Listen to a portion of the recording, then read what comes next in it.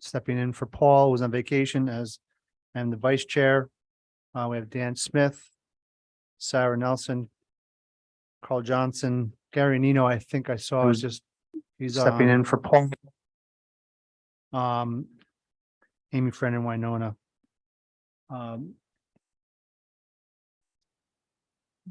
Roll. What's that? Are we teasing me? No. Burdine. Public comment. Happy to have someone wants to speak. Just want to acknowledge we did receive an email from Pat Lewis. Did everyone get a chance to look at that? So I just want to acknowledge that as part of the record for public comment. There was some comments on different line items for our consideration. On to number 3, Board of Selectmen budget presentation. Robert.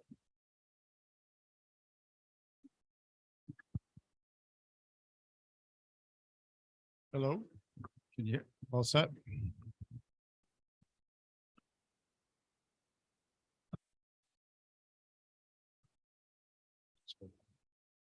Okay, here we can hear me now. You can hear me online.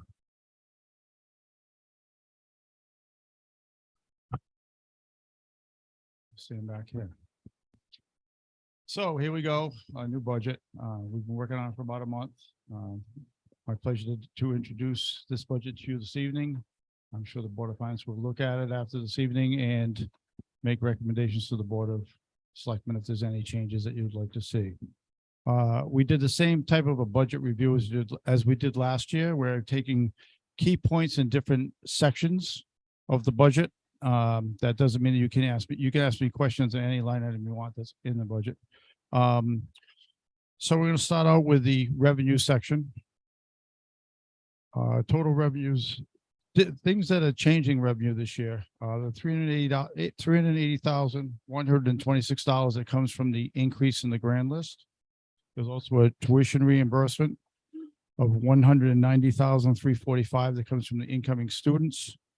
And a transfer station, we've added $25,000 for sticker fees and $10,000 for bulky waste, which that'll be part of our program starting in July. Total increase for all 3 areas of revenue is $605,471. Some factors that we had to consider in the budget this year. We had union negotiations both for the town hall and the town garage. Union and town hall settled on a 2.5% increase, and the union for the garage was 2.75%.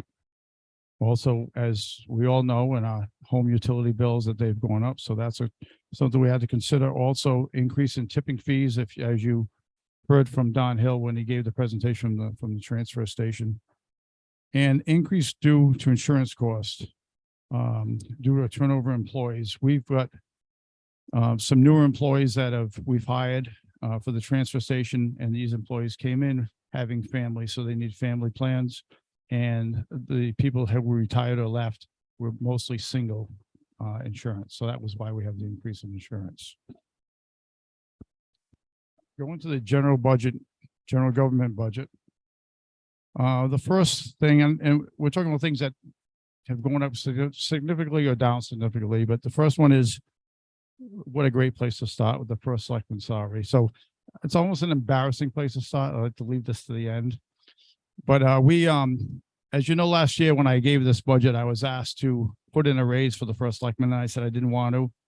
I thought it would be better to be a first selectman for a year and see how things went, and then let the town decide whether I deserved a raise or not. We know that the previous first selectman was compensated about $65,000 per year, and he took medical. I make $50,000 a year, and I don't take any medical. So it's about a $40,000 difference. I like to think of myself as a very full-time and maybe more than full-time first selectman. We did a study on other first selectmen in the area, and then this particular position is the lowest paid in the local area. So it's I didn't think it was the right thing to do, try to make up the entire 50 to 65,000 in one jump.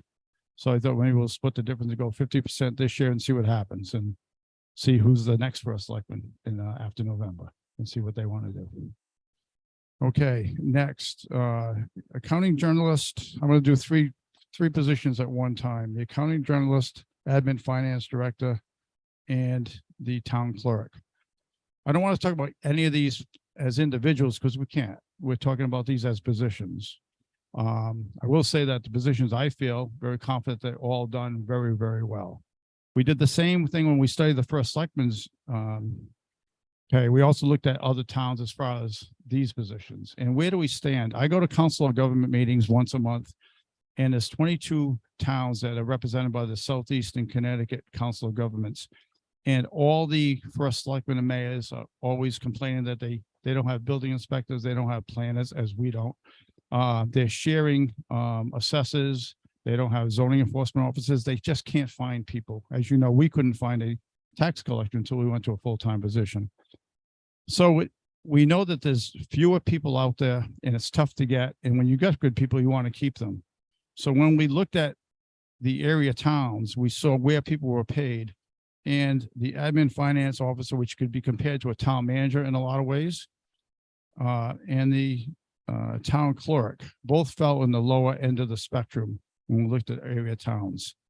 The admin, I'm assuming the accounting journalist is a little bit different. We can go out and hire an accounting person tomorrow for, we'll say, $45,000 if that's all we ask that person to do.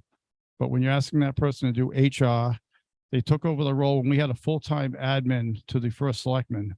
When she left, with that position got changed to a part-time position. So the accounting journalist took a lot of that role. So again, HR, working with the auditors on a yearly basis, she does the payroll for the town. She does all the accounts payable. She works with the school in the central office. The job is more than just an accounting person. So it was tough to compare, but when it was all said and done, the way the percentages worked out was that the admin finance director and the town clerk have a 10% raise in this budget, and the accounting journalist has a 5% raise in this budget. And it was only because it was a tougher thing to compare. And again, if you're comparing with just an accounting person, you can't justify a raise. But when you think of all the other things that she did, it makes sense that the raise was justified. The grant writer, we've actually reduced that pay, and it's because when I first took office, I told the grant writer that I was not going to ask him to do frivolous grants. Why waste his time? Why waste our time? The past administration, which I was part of, past administration would ask the grant writer to do things that weren't going to fly. One grant, he spent a lot of time on was an electric truck for the transfer station. The good news is we got the grant, which was $168,000, but when we added up all the expenditures that went with it, between what the actual price of the truck was, which was over $300,000, putting in a charging station at the town garage and a charging station at the town at the transfer station, and hire a mechanic who could work on an electric truck, it was well over $500,000. So we knew I knew the town wouldn't support that, and luckily, we didn't support it. So why did we waste all that time? And I don't want to waste this guy's time. So what we've done, less grants, but a higher percentage of getting them. And we've got the STEEP grant. We just got a rural roads grant on law enforcement. We're working on a handicap grant to be accessed by wheelchairs. We have a good chance to get, and we're also working on a TRIPS road grant for redoing Layton Hill Road. These are things we think we can get, and we think if we get them, the town will be behind. The worst thing is to say, hey, we got this, and then the town says, but we don't want that. So that's why we dropped that. We're just not using him as often as we need to. We can always bring that back up if we find there's more need for him, but at this point there isn't. Tribal recognition. I don't know if anybody read the paper recently, but this is something I've been testifying on with the state. There's things going on with both the Eastern Pequots and the Mashantuckets. One of them with the Mashantuckets is on trust land, where they'd like to take land that is that's not in the reservation, that is part of the town, and make it tax exempt. That's what we've heard is the end game in this. They're not presenting it that way at this point, but we have to have attorneys to watch our back to make sure it doesn't happen. If you saw with the paper said it, we lose 19.2 million off our grand list, and we lose 543,000 off our tax base if all the Massachusetts land in North Stonington became non-tax exempt. It became tax exempt, which is Lake of Isles golf courses, Eagle Park, Ella Wheeler where the solar farm is, Swantown Road, Romanella property. There's quite a bit of property they own. And if you take it off the tax rolls, the town's going to take a giant hit. 543,000 is almost equal to 1 mil, something that we can't withstand. So we thought we budget, this used to be budgeted at $25,000 a year. And then it slowly got dropped as things quieted down. But now that they're perking up again, we have it at 5 and we think it's not enough. I have a meeting with Perkins Coie, which is attorneys out of Washington, D.C. next on the 16th to discuss moving forward. And minimum, we need to put at least 10,000 in this line. If any more than that, I'll have to go to an appropriation, but we know it's going to be more than 5. So that's why that's been increased to 10. The last thing on this page is Economic Development Coordinator. The EDC has been doing a lot more. They've got a complete list now of all the small businesses in town. We've been sending out flyers. They're spotlighting companies in town. And they want to keep that ball rolling. And they think by bringing in a coordinator for $4,500 to do some work for them would enhance what they're trying to do with our town. We already see things happening in town in a positive way, and they want to keep that going. For years, we were the town that you didn't want to do business in. It was too tough to do business in North Stonington. And we see in the last 4 or 5 years how things have turned around, and we've got a lot of new businesses. Pretty soon we can have a wine trail just in our town. Within a year, we'll have 3 wineries going in North Stonington. So these are things that make our town more desirable, place to live and place to visit. And by putting this coordinator position in with EDC, they feel it's going to enhance what they're trying to do. Is there any questions on that first page of presentation? And if not, we can wait till the end. We can ask them then however you want to do it. But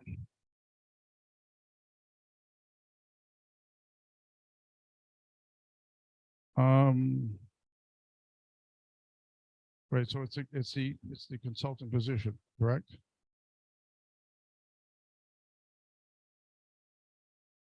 What we're doing, the $6,000 is for what Ivana's been doing with them now, which has been creating all their email and their files, but the extra $4,500 was for a consultant. Thank you. Okay, turning the page. I had a question first, Bob. The tax collector. I don't know if you addressed that on your. We didn't address it, but it'll be addressed later on in the presentation. Okay. Because that went from a part-time to a full-time position, and you'll see that in some of the compensation. And All so right. on. I just didn't want to miss it on the first page. So No, but that was obviously an increase where the Board of Finance backed us in trying to get a full-time collector. And since we have a terrific person in that spot, and things have gotten so much smoother, and she's actually teaching the town a lot about how to collect taxes correctly. And the people coming in to visit with her, and she's full-time, so she's not leaving at 1 o'clock every day like the last one was. The people have nothing but good things to say about how she handles her job, her knowledge of the job. She's also working well with our attorney to collect old taxes. So it's really been a good thing. So thank you for bringing that up. You have an online question from Gary Anino. You can't see him in the little screen. Hi, Gary. Hey, sorry, Bob. Just a question about the grant writer, and before we limit his hours so much, are there other parts of the town that could utilize the service? You know, I'll be honest with you. I'm thinking about the library and some of the other options, some of the other functions. If we could go after grants to help with some of the things that are on the horizon for the other functions, maybe it will help justify the additional hours and be a better spend long term. So thank you, Gary. We thought about that. And the problem is if we allow the grant writer that's a town employee paid by the town to be used by private individuals, private companies, private organizations, but then we'd have to let everyone use that grant writer for that. So if the library wanted to use it and Jonathan Edwards wanted to use it and Little Man's Diner wanted to use it and the fire company wanted to use it, where do you end on non-town? Once you do it once, you set a precedent now that anybody can use this particular grant writer. So excellent response. Thank you. We did think of it. It just didn't fly. Any other questions on this section? Okay, Let's moving move to on. page 2.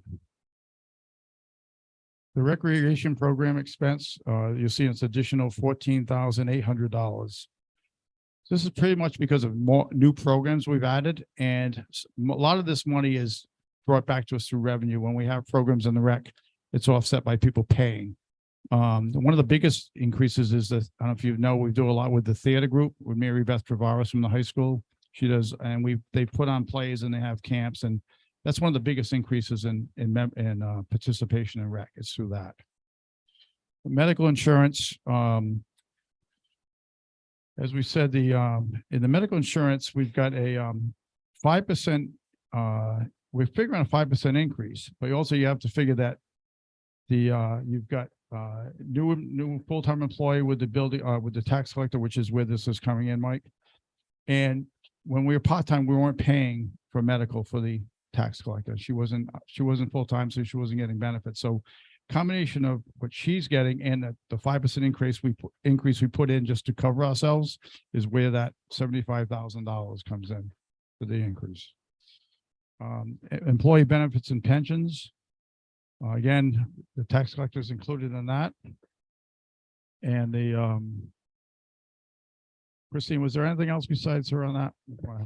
So everyone that is eligible for the pension gets 10% of their annual salary. So as all the salaries increase, the amount that we need to contribute for their pension also goes up. So that's the other piece of that. Correct. Thank you. Volunteer activity stipend for the volunteer fire company. When it came to the non-capital, we didn't really cut anything on the fire company. We feel that they do a great job for the town. It's volunteer. They're there when we need them. And they don't get paid a lot. I mean, if they go out to a fire, they have to divide up what the money that's put aside for that particular call is divided by the number of people that go up. I mean, sometimes they're making $10, $15 for a call. So when you talk about things like their stipend and their longevity and things like that, it doesn't make sense to, when you've got such a good department that's so you can rely on, to nickel and dime them on things like this. So we pretty much allowed this to just go through. And you saw their presentation the chief did when they came to the Board of Finance. It's a great presentation, and then we just kind of left that be. The quarterly newsletter. We spoke to the two editors, Lisa and Nita. We asked them if they would consider doing something with advertising, maybe cut the cost back on the quarterly. We all know we enjoy the quarterly. It's the only really newspaper that's geared just for us. It gets us up to date on things. But as long as they're the two editors, one thing they don't want to do is solicit advertising. And I get that. They don't want to be knocking on doors. Not me. I don't like to do that. A lot of people don't like to do that. But Selectman Mastriani did find a newsletter from Preston.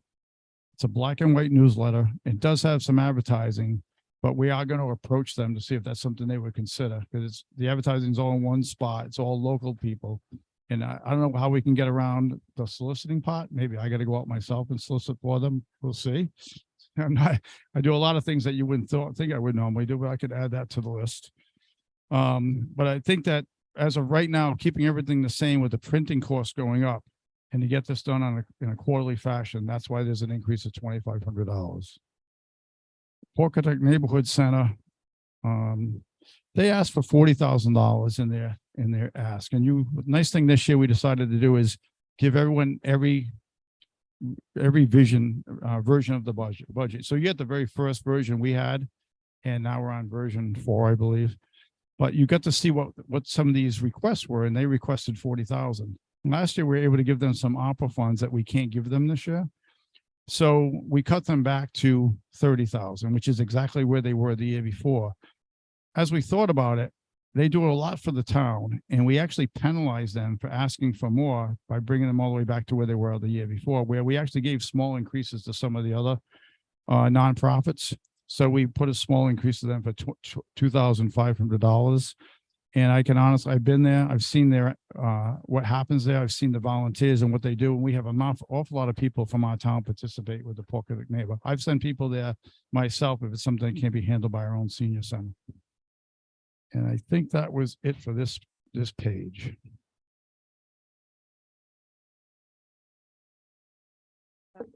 Question on this page. So under the the registrar of voters, it looks like the operating expenses were significantly less than what the approved budget was. I see that you lowered it, but very incrementally compared to like what the actual savings was. Do you have any thoughts on that? So we're saying we lowered the operating expense? Yeah, let me just use numbers. So the approved budget for 22-23 was 21,000. The actual from the previous year, 21-22, is 10,900. So it's almost a $10,000 difference. When you proposed for 23-24, you proposed 19,921. So a reduction of only like $1,200. I'm just curious. We sat with the registrars. We know that this is a non-election year, like state or federal, it's just local election. So we're not having primaries like we did last year for the state elections. So that's one less referendum. We're still gonna have we think there's gonna be a referendum for the budget. We know there'll be a referendum for the budget, which would be a full day referendum. There's gonna be another referendum coming up sometime in the year, probably for the library project. And there'll be the election in November. Sitting down with them, thinking what they're gonna use for hours and what's gonna be a full day and what's gonna be a partial day. This is the number they felt they were comfortable with.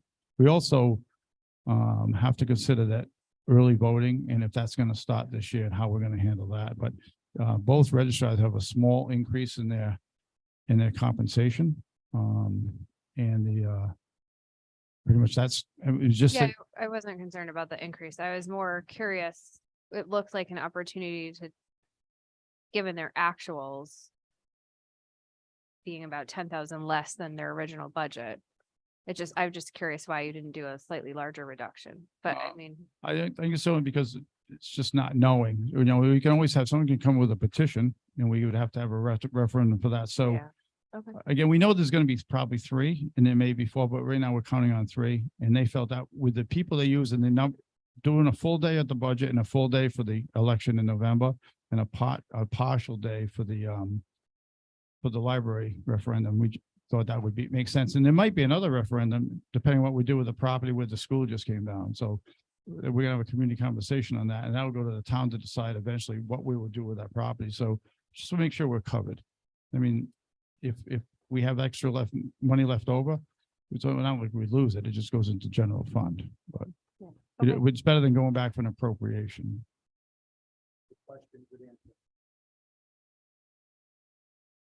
Okay, any other questions on that page? Are you addressing the information technology services in a future slide? Yes. Okay. As we turn the page, information technologies. So the big thing here is we've taken requested that we looked at this and we had things in capital that probably didn't belong there. When we buy things like toner, things to fix IT in the town, it was in capital. We've moved that over now to that's why there's a large increase going from 300 to 3,300. We've moved it over to IT expenses. We didn't think things like buying toner for the copying machine should be in capital. It's a small number. And I mean, it adds up, but it's not $10,000. And we try to keep capital at something 10,000 and over. Cybersecurity and network protection. That's something that we have to have. Every once in a while, you'll hear lately where a town has been hijacked. People get into their system and then they're losing a lot of money. We actually, I think, are ahead of the game. Jim does a tremendous job keeping us, but he sends out tests to us constantly to see if he can catch us, like phishing emails and things like that. And I'll be honest with you, I learn the hard way sometimes. I shouldn't click on something I do, but I find out and then I go home and I tell my wife, don't click on that. So I can use it in my personal life as well as town, but it's important that a town is protected and we're very protected in this, but obviously not everything's free. That's why there's $6,200 and it was $0 last year because we've added that piece. Dispatching, you see that went down by 15,000. The reason it went down this year is because meeting with the chief and with also Logan from the ambulance service, they were pretty dissatisfied with the information and the operation of Groton Dispatch people. Sometimes we think we're treated like a second-class citizen. We don't always get the calls we think we're supposed to get on time. It just is, the communication isn't there. And actually, Chief gave me a list of about 10 grievances that he had with Groton as how much we pay and what the services we get back. So I made an appointment. I met with Chief Captain Pizarro, who's the head of he's the chief of police in Groton. And we spent about 2 hours. I sat in the Groton Dispatch, watched them in action, talked to the chief, talked to Captain B, which is he oversees dispatch, and told them we wanted to leave. We want to go to another dispatch group that we can go for less money and get better service. And I think it was Quinnebog Valley, if I'm not mistaken. And they took it seriously. They went through all the stuff that Chief Steinhardt gave me and the things he felt were wrong, tried to correct those. And also they didn't want us to leave. They know if we left that they don't get all the grants they would normally get when they have just 1 or 2 towns. The more towns they have, the more they can get in grant money. And we would put a dent in that by leaving them. So I think to appease the town of North Stonington, not only did they try to get better at what they do, they dropped their fee from 42,000, I think it was. Yeah, it's down to 26,807. It was a surprise to me they did that. But I'll be honest with you, we're probably still looking to leave in 2025. We just can't do it until then. It's a 5-year automatic renewal contract. It renewed in 2020, and I can't get out of it until 2025. I asked, and they pretty much said no, but we'll meet with you and see what we can do to fix things. And that's how we got there. Volunteer fire company. That's this, their operating of 18,950. And so it's again, the price of doing business when with everything, all the costs rising. We're lucky that we have a decent number of volunteers. As you know, we now have per diems, which have helped a lot during the day. But it's something that we don't have a fire district. We have a volunteer fire company who covers one of the biggest towns in the state. And they do a great job at it. And I think that's why when we see this kind of an increase, 141 to 160, it made sense to us to embrace it and say, yes, we're happy for what we get from this company, the fire company. State troopers went down, but that's because what they call fringe went down. So fringe is their meals, their cars, their gasoline, everything they use other than their actual police duties. That's their fringe, and the state dropped their fringe to the towns, and that's why there was a decrease there. Unfortunately, we're losing our afternoon trooper as of today. It's his last day. I just left him. He's at the basketball game, making sure everything goes smooth over there, and then he becomes sergeant tomorrow. And we'll have a new afternoon trooper in about 2 weeks. And lastly, ambulance service. Again, I sat down with the ambulance service when I first took office, and we had some heart-to-heart discussions on how things were going. I think they would admit they were missing some calls. We weren't totally happy with what the town was being charged. There was a alternate company out there called American Ambulance that I looked at to see what that would cost us to go to that. And the things that we would lose by losing our in-house ambulance services, the fact that they're a town company. Yes, it did cost us a little bit more money, but they're not going to take your house if you can't pay your bill. They go to things like sporting events. They go to schools. They go to the fair. They do things in town that people don't know about. They're working on I think they're still working on it. It's almost like an anti-fall campaign. We have so many old people, and if you have a thing like I have called, it's like a first responding app on my phone. It's amazing how many people fall down in North Stonington. I couldn't believe it. I mean, every other day is people are falling down. It's older people tripping in their homes, and it sounds almost funny, but it's not. It's just that, and they have to be trained on how their home should be set up. And the fire and the ambulance service is doing things like that, going to people's home and saying, these boxes can't be here at the bottom of the stairs. This can't be move the kitty litter over this away from the door. It's those little things that make them different than somebody like an American Ambulance, which is a for-profit. Their last year's budget was 250. They dropped it to 207. And we also know their calls. They went from I think the figure we had last year was 78%. They're up to 100% of their calls on the first ambulance, and they're actually making calls with their second ambulance. But as the Board of Selectmen, we said, looking at this budget, trying to be as fiscally responsible as we can. Last year, they were able, this year, they could operate on 207,000. They asked for 250 and we lowered it to 225. Thinking that if they're making more calls, they're also they're getting money for those calls. So a combination of increased costs, but also more calls with more revenue. That still is an increase over last year from 207 to 225. And that's where we are on this page. Any questions on services? Anything online, Christine? Okay, next page. Start with B2707, which is diesel and gas, $4,000 increase. I don't have to explain that. Highway labor and wages is a decrease of 11,304. That's due to people. You have a hand up from Gary and Nina. Oh, sorry, Gary. All right, I didn't want to let you off on the diesel and gas. That's a pretty small increase based on the volumes I'm seeing. How'd you come up with that? I didn't. Don Okay. Hill came up with that. I can't say I would come up with it because I wouldn't know how to come up with it, but Don Hill came up with it. He thought that was gas is leveled off. He's still thinking being an election year, it could start dropping, but he felt comfortable with that increase. So I can't tell you how we came up with it, Gary, but I'd be glad to ask him and get back to you. Yeah, just curious on the math, how he came up with that based on the overall cost from previous years. It doesn't seem appropriate. Thanks, Bob. All right, thank you. On the labor, 11,304 decrease, that's pretty much because we had some retirements and some people leaving that were on higher steps. And the new people we brought in are on lower steps. And that's why there's a decrease there. Town property maintenance, you'll see that there's a good size increase, went from 7,500 up to 30,000.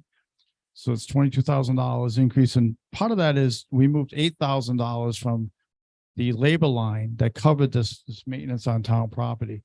So it was asked of us, why do we have the labor on a separate line? So by combining it, so that 22,000 is really a $14,000 increase, because you'll see the next line of 8,000 we decreased. The reason we have so much is we've got so many buildings in town, between the 298 building, the old firehouse, the town garage. There's a lot of buildings that we maintain. And the best estimates where this is where we need to be. We know that the town hall, the building I'm in, needs to be painted. It's peeling. There's things all the time breaking in town. It's non-capital things. It's things we handle within the budget. So that's why this number is a little bit higher than I would like it to be. But as we seem to be bigger and bigger landowners and building owners, it's getting more expensive to do that, to be a landlord. SCARA tipping fees, Don explained when we had the meeting, his presentation, that they're just out of sight. Something that could be exciting down the road is we've had Alan, our assistant foreman, and Donnie looking at other transfer stations and how they do things. And I think there's going to be a presentation to the Board of Selectmen on Tuesday, the 14th, followed up by a presentation to the Board of Finance on some changes we want to make there. And hopefully we can offset some of the fees and things we do at the transfer station. Whether that happens during the budget, I'm not sure. We're going to ask the Board of Finance how they want to handle it. It could be part of the budget with some money numbers moved around, or it could be done after the budget. One thing I don't want to do is make it look like we're trying to sneak something in or something that's not as transparent as it should be. So I want everything to be totally wide open. This is an opportunity for the town. How do we want to handle it? But both boards have a chance to discuss it going forward. The Wheel Library. So as you know, you have the original budget. The original ask was 155,000. They lowered that themselves to 120. Last year they had 65,000. The year before that was 65, and the year before that was 30, I believe. We all know what the town pretty much thinks of the library, how important it is to the town, and we know that that's an expensive thing to have, but it's what everybody gravitates to. As I think I mentioned in the Board of Selectmen meeting, if you started listing the top 5 things that make our town what it is today, the library might be included in that top 5. So at this point, we thought dropping it to 100,000, which is 35,000 more than they've ever had from the town. We thought it was a good number to be at. I think that there's a lot of support that library supporters showed us through letter writing, being present at our meetings. I think we've all been to events at the library. We know what a wonderful place it is, and we want to protect it. So we thought that's why we left it at 100,000. It is a sizable increase. It's less than what they asked, a lot less than what they asked originally for, but seemed like a place to go with this and see how it ends up, but that's where we believe it to be. Last thing on this page for me is the water and sewer analyst. So there's a fellow named Bill Wazika. He came to us. He's retired from DEP. We paid his salary in the first 2 years out of the water and sewer studies. That money is now ran out. That was money that was left over in capital from those projects. So now he has to become, if we want to keep his services, we have to pay for it. His pay comes out to about 15,600 a year. And he's the most knowledgeable person that we could find on sewer and water. He's got contacts throughout the state. He saves the town a lot of money because if he does testing and the town sends it in, we get it for free. If we hire somebody from outside the town to come in and do testing, we have to pay for it. Now, he's helped out groups in town like the Fair, like the Grange. He's just a world of knowledge. We're lucky to have him, and he comes in every Thursday. And I said he's got contacts all through the state between Ledgelight and DEP and the State Water Testing Authority, SCWA. He's just a guy, and he's such a. I don't think there's anybody we have in town hall, including myself, that we get more from for so little money, because he brings, and he works with WPCA, and I think Kyle will tell you, Kyle's on WPCA, what a wealth of knowledge he is. That's all I have on this particular page. Any questions on this, Sarah? Okay, so the line item for the town maintenance, property maintenance, 2710, you have the 22,000 net increase. So if I add the 8,000 you removed from 2711 and the original approved budget of 7,500. That's if my math is right, that's 15,500. So it's like you doubled it. So like we pretty much did. So if you take the 22,000 and you take the 8 away from it, it leaves you 14,000. So 7.5 times 2 is 15,000. So yes, we just about doubled it. And it's because of things that are happening within town. Like I said, like the old town hall needs to be painted. And we think that's probably going to cost somewhere around $20,000 to do that. There's money in capital too. But when you look at the 298 building, what's left standing, the old firehouse that we use for park and recreation, the new town hall building, senior center, there's a lot of areas in town that we have to maintain. And So Would- do you- go ahead. Do you see this as a year over year increase, or do you see this as a moment in time because you've got a couple projects that I- have piled up? Yeah, I think this is a jump for this year. And I think when we're sitting here doing this next year, if we're all here doing it, I think we're going to see that we'll be able to look at actual what we spent. And if we haven't spent anywhere near 22,000, we could drop it, but I think it's going to be around there, but we might not have those projects staring us in the face like the town hall paint job. So Okay, thank you. you're welcome. Mike, did you have a question? Nope. Okay. Gary has a question. Gary, Bob, does this include, so you know, you've heard me say it many times, we've become a collector of old buildings. Does this include the remaining portion of the school, and do you feel we're adequately covering the maintenance for that? yeah, You know, because I do. I looked at the Board of Education preview, and it's obvious to me that they're gonna leverage that facility more and more. And it really doesn't matter whose budget it falls under, it all falls on the tax base. But I'm concerned that that's gonna be you're gonna see a year over year increase, as Sarah asked about, versus this being a one-time event. Well, there's also money in capital for town building and maintenance also. So there's two places. One is on ongoing repairs and one is when we have projects like a roof project, something like that. And that's in capital. Yeah, we could, we're hoping to offset it with revenue, but there could be increases in that particular building in particular. But we carry 85,000 right now for utilities and expenses. And I think that's a number that's a healthy number to use. I think we should be right around there, especially with the section of the building that's no longer there. But as far as the maintenance end of it, yeah, things, when we see something, if a new roof has to happen or something we know that's going to cost money, we'll put it in capital and not put it in this line. Yeah, so I have a saying I use at work, capital is a way to capitalize your deferred maintenance. So it's really a question of how you want to take the cost. I'm concerned about us not fully recognizing what that's going to bring us. I mean, there were a fair amount of capital items on that facility when we decided to exit it.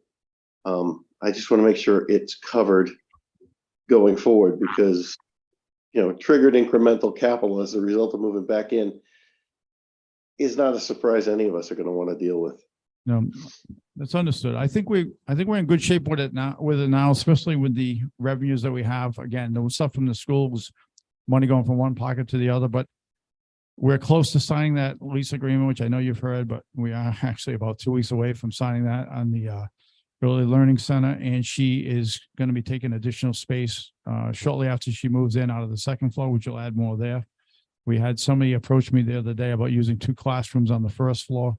So I think that we're going to be in pretty good shape overall, Gary, in that building. Okay, thanks for listening. Thank you. Any other questions? I do have another question. Just speaking to the mic, please. Sorry. I have another question. So the recreation increase, I went back to the revenue line item. So recreation revenue is projected to be about 10,000, not quite $9,000 more than last year, but the expenses you have going up 14,800. It's about 5,000 and change. It doesn't cover, the revenue doesn't always cover everything because we do a lot of non-revenue driven events like the Easter egg hunt and the light parades and things like that. So, and we're paying for additional people to work at the basketball also in the summer camp. So, and then we have the director's pay. So it doesn't always cover all the revenue, but the revenue does offset a lot of it. So yes, it's not a 1-for-1 going up 9,000 revenue and 14 expenses. Doesn't work as a 1-for-1. Yeah, no, because yeah, no, it's pretty close. I just didn't know if there was something specific driving that 5,000. Christine? When we get the projections from the recreation director, he estimates the exact number of people in every program, the amount it costs for that instructor to run that program, and how much we're going to pay out. So he tries to do a very close job of what we think we're actually going to bring in and what we're actually going to spend based on our programs. So these were just the based on the figures from this year and last year of enrollment in certain programs. That's why certain number aspects of it went up, but it doesn't match on the other side. And as Bob said, we have those programs that don't generate revenue.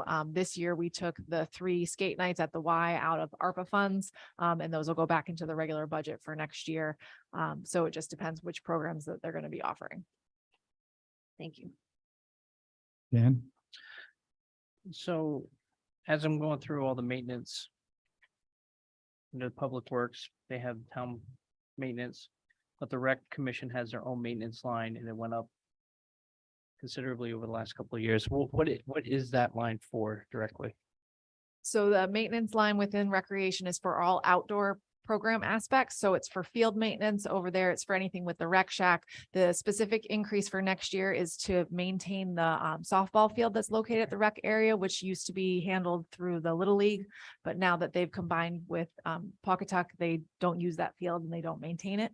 And then also $1,500 for additional playground equipment. They want to put in tetherball and a couple other things, possibly replace grills over there. So it's anything outdoors falls under the maintenance for. So, rec. so anything new that they add for like the playground or whatnot falls underneath the maintenance item? Yes, That's. Okay. That's a little bit different to track.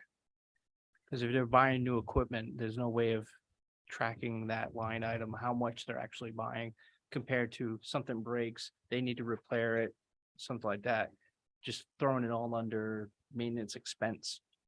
their lines are program expense, maintenance expense, administrative expenses, and rec center expense. So there's not really another line for it. So that's why they do it that way. And I think too, Dan, if they're, when they're thinking of upgrading the playground, removing something, put something in its place, it's, they maintain the playground to make it safe and as modern as possible. That's a little stretching. It is, isn't it? It's creative But- accounting. It is, but it's, as Christine said, when you only have so many line items, you have to see where it fits best, and it fits best in that line. But, thank you. Any other questions for non-capital items on Okay. the capital? So in capital, we'll start with the C 2.03, which is the walking floor trailer. You saw in the presentation by the highway garage that we put 46,000 toward this last year rather than fund the whole thing. This year, there's been a slight increase. So instead of just put another 46,000, and we have to put 57,450 in. So that was a line change of 11,450. So the good thing is, I guess when you lease, and you put money in to maybe lease to buy, so you're also paying charges on that as far as interest charge and so on. When you do it with the money up front, which I think is a healthier way to do it, you're always taking the risk that something may go up by the time you get around to buying it. And you don't have that vehicle while you're saving for it. So it has gone up. And it's why it's, instead of putting another 46,000 in, we're putting 11,450. But it was something that the Board of Finance and the Board of Selectmen and the town approved last year for the first half of that payment. The front end loader was actually, the ask on that was a little over $200,000. But again, trying to be responsible on the fiscal side, the Board of Selectmen felt that let's do to that what we do with the walking floor trailer. Why don't we put 100,000 this year and then another 100,000 next year? And that would get the truck next year, but it's and it's always again, they could go up a little bit between now and then. But we're not strapping with this the taxpayer with the entire payment this year. So we've cut that in half. The land acquisition fund went from, the ask on it originally was 20,000, I believe.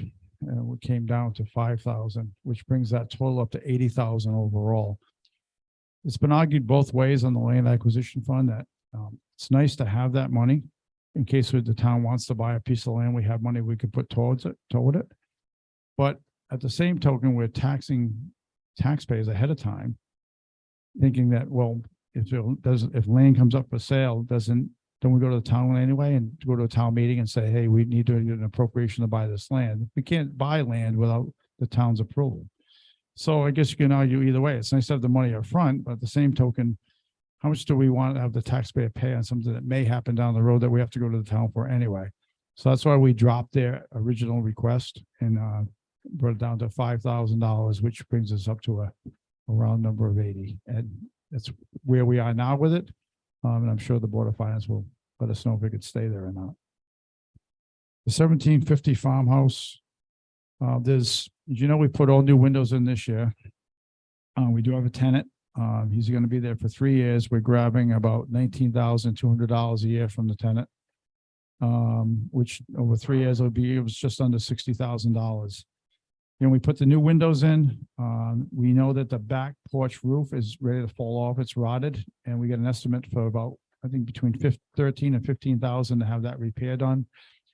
That building is pretty much in the same kind of shape that Old Town Hall is, with paint peeling and scraping that has to be done. And we think there's some lead paint on there.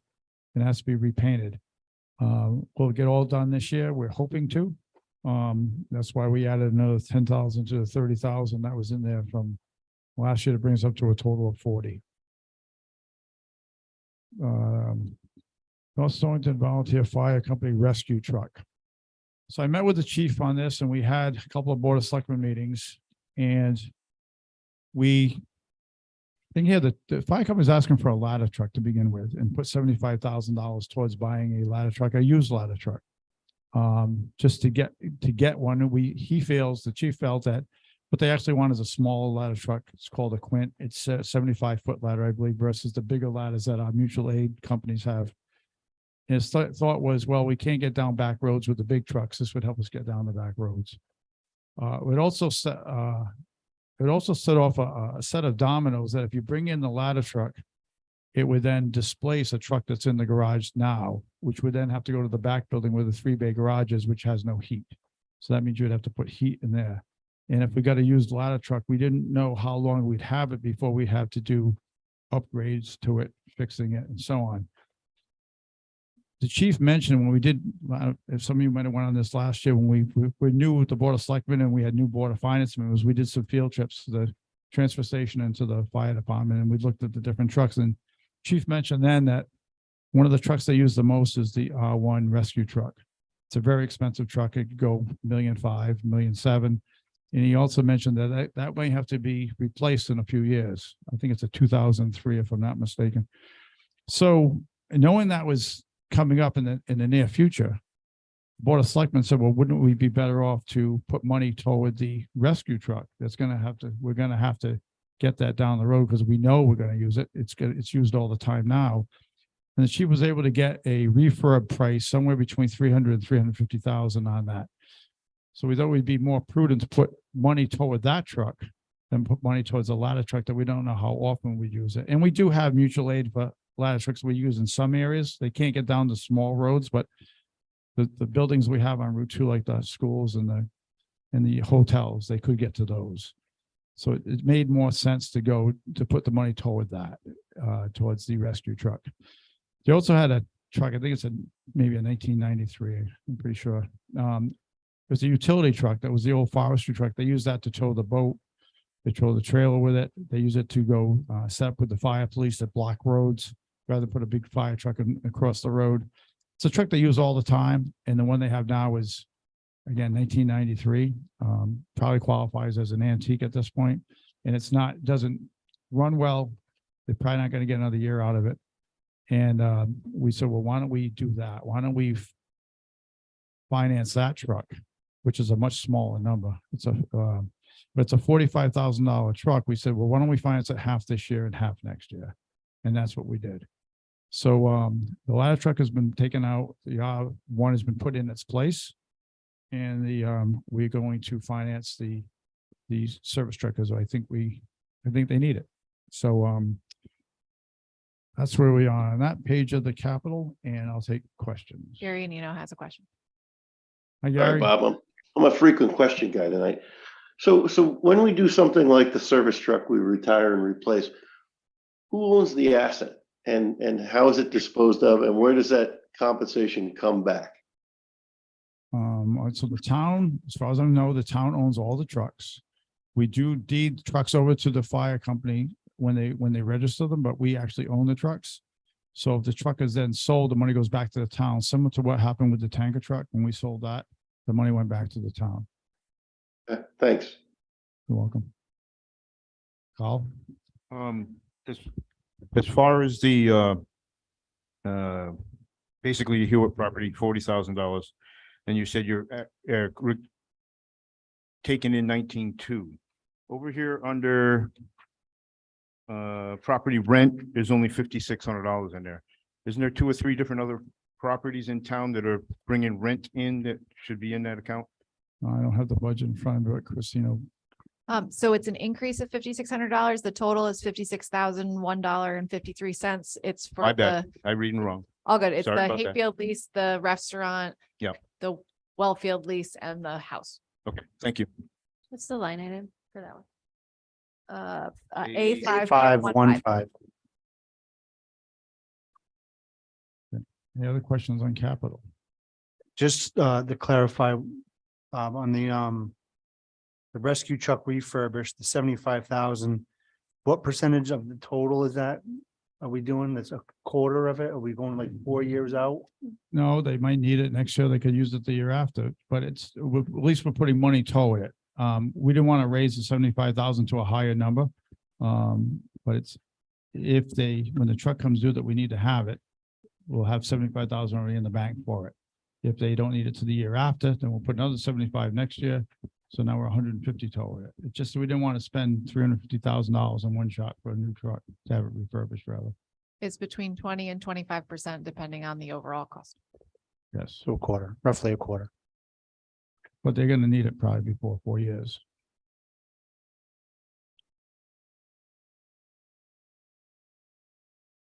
Sarah? Okay, I just making sure Mike was done. You good? Yeah, I'm all set. So the walking floor, I have questions along the similar line as what Mike asked. I'm trying to, and I know it's hard to see in a budget, and I know you have a capital plan, but I'm trying to figure out what's actually completing versus what we're saving for and how long we're saving for it. So my first question is, where I'm seeing huge reductions, like, for example, the line item C3.42, the ambulance, is that because we completed whatever that capital Yes, plan that was was the for? last year release. Okay. Yeah. All right, and then for the walking floor trailer, if my memory serves, that's enough or close to enough to buy it. That covers the end, yeah. That ends that, so that next year That wouldn't be there. that 57,000 could go towards something else. That's correct. Okay.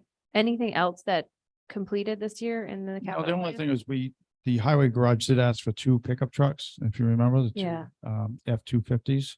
And I talked to Donnie and we pushed those back a year to, instead of using them in this year's budget, because we knew we needed other things in this year's budget, like the loader.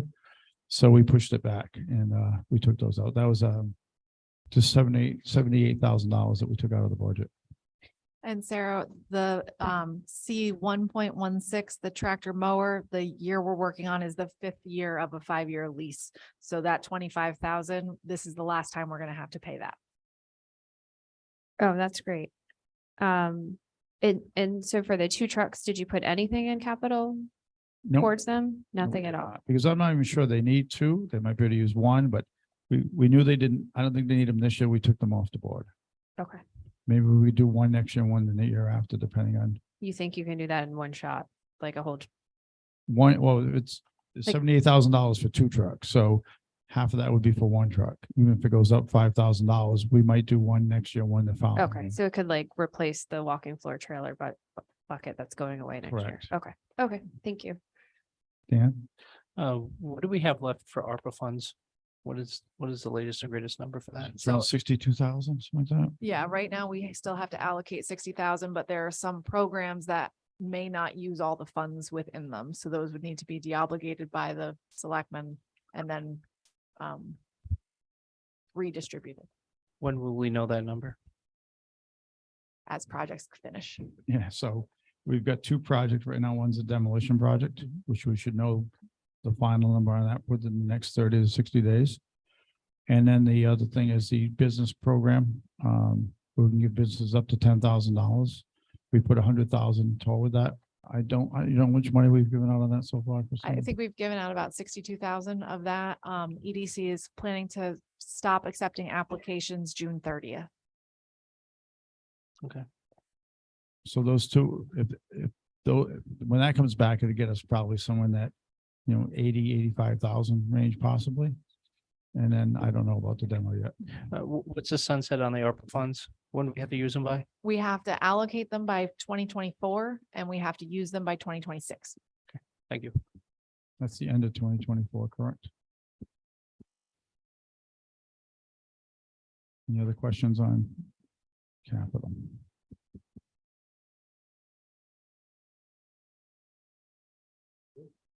Oh, Wheeler Boys won. That's what I just heard from the gallery. Thanks. I guess we're not gonna catch Once meeting. the 4th quarter then, are we? Okay. It's okay. I just have an overall question on the, so the changes from the prior year, you're up 386,212. That's the So we're increase. talking on the summary. Okay. Summary, yeah. So on the government operating summary, we're up 254,447, which is a 4.78% increase. And on capital, we're up 131,765, which is 32.24% increase.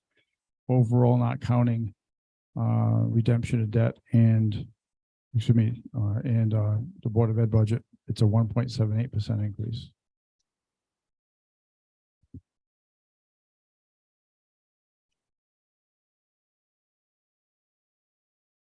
The total revenue that we have is increased by 615,000. Yes, there's other revenue, but I can't put it in there and have a clear conscience until like the woman that's gonna rent the 2-story wing, right? So I'm not gonna put it in the budget till I have something signed, because it's not fair to the town we did that, I remember a few years ago, we did it with the students coming to Wheeler. And we said, until we know exactly how many are coming, we're not gonna put it in the budget. It's the same thing here. So I'd like to put another 35,000 in the budget, but I can't until I have that document signed. There's also increases in the governor's budget that could increase our revenue by about 72,000. But the governor's budget hasn't been approved yet, so I can't put fake numbers in there hoping that they show up someday. Sure. I just want to be clear that if the Board of Education came in with the same, with a flat budget and debt stayed as it is, am I correct that we would actually have extra money? And the mill rate could go down if we had everything, because this front page doesn't take revenue into account. Correct. The front page is just expenses and does not take into consideration the Board of Ed budget. Okay. So as we move forward, if we approve this budget as is, we're looking at a $219,000 surplus.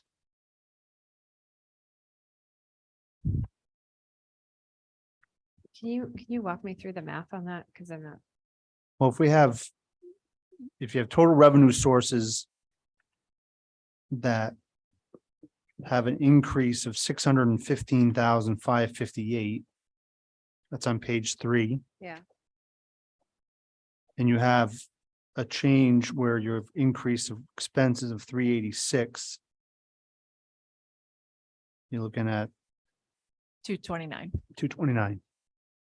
Yeah, I missed Or it. another way to look at it would be that the school could go up 215,000 and we would be flat. I I'm think just, it's Gary, I think it's absolutely. I understand. premature to even talk about this till we understand the full picture. Sorry.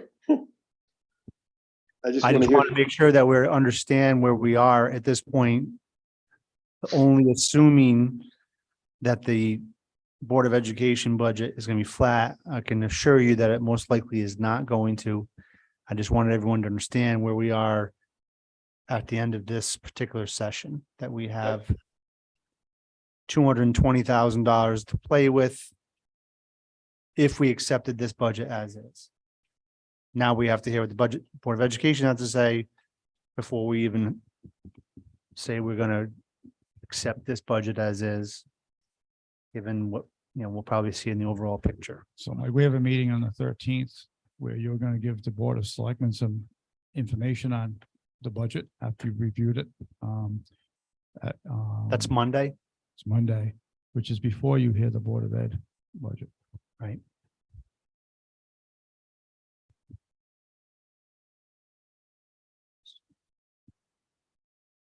Is everyone clear on where we stand as we are right now?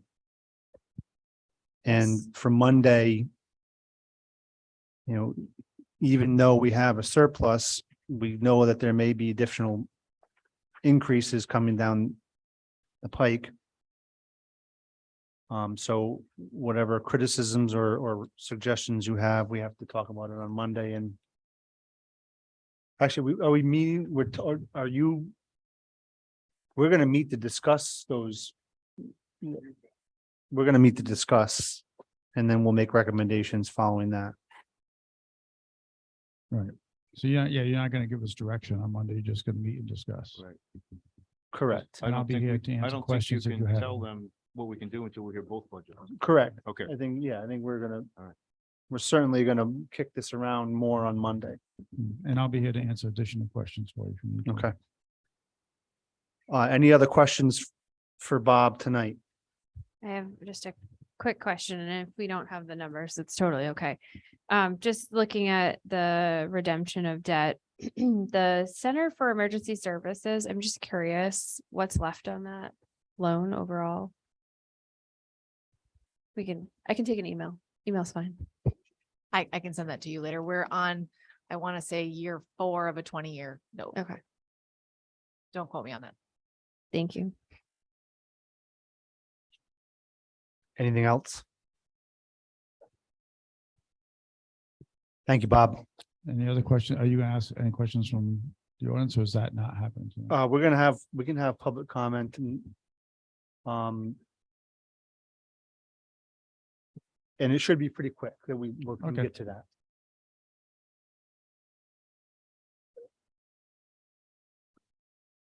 Just, we've on line item number 4 on the agenda is tax relief committee update. We have received some reports from the tax relief committee. I'm going to pass those out. Gary, you'll have to get yours from Christine. And you said they wanted to present to us perhaps Yeah, Mike, they, on Monday. so the chairman Lou came in today. He just wanted to have you have the reports. They had to finish within 60 days, which their 60 days ran out on March 7th, which is yesterday. They asked me to give you the reports, have you look at them and advise them when they might be able to come in and do a presentation to the Board of Finance at one of your future meetings. They just can't meet anymore at this point because their life of that is over 60 days.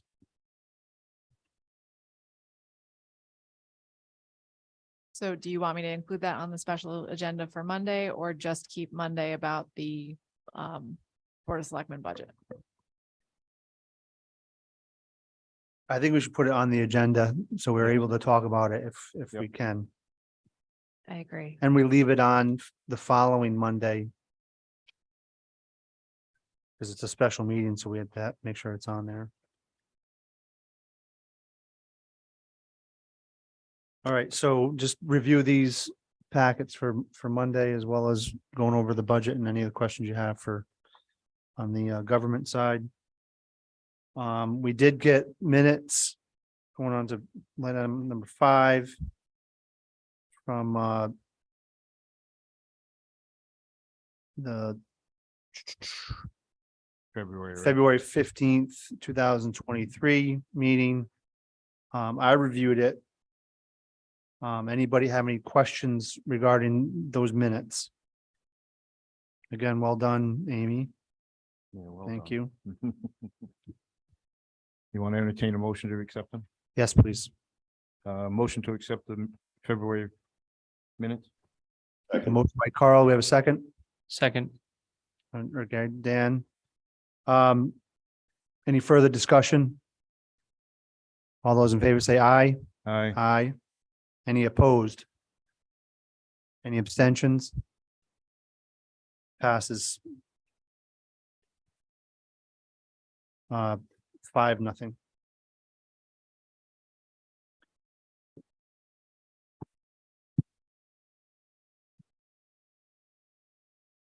Get Gary, Mike, Dan, Sarah, Carl, 1, 2, 3, 4, 5. 5.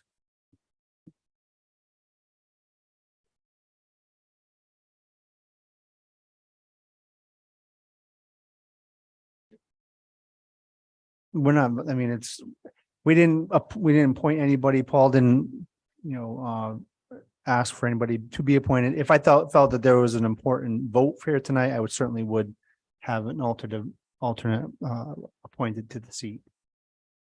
Public comment. Anyone like to come up and make a comment for